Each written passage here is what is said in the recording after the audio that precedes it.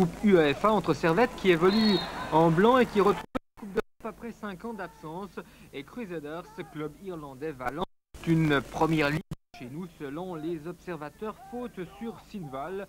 Et c'est la première action qui se situe en début de match avec ce coup franc d'Anderson. Le gardien McKeown a du mal, mais il dévie en corner. Le gardien qui est écossais et qui réussit une belle parade sur ce tir qui rebondit juste devant lui à la 17e minute.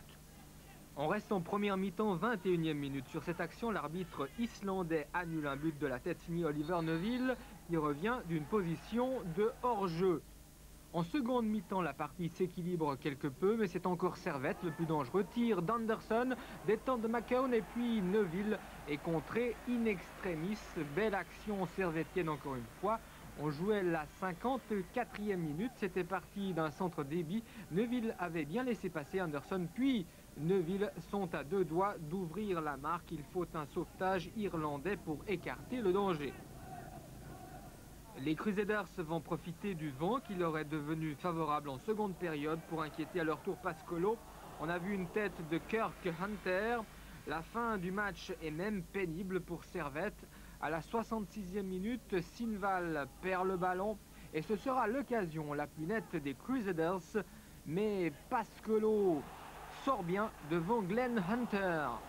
Servette, vous le savez, n'a pas réussi à faire la différence. Anderson est resté muet comme sur cette action où il est contré. Mais Servette n'a pas encaissé de but, c'est important en Coupe d'Europe. Et à 10 minutes de la fin, ce tir de Glenn Hunter n'est pas passé loin de la lucarne. Le voici, 0-0 à l'arrivée. Les Genevois ont parfaitement préservé leur chance de qualification pour le second tour, car cette équipe irlandaise n'a pas inscrit le moindre but en Coupe d'Europe depuis 25 ans. On la voit mal se sublimer dans 15 jours. Avantage donc aux Servettes.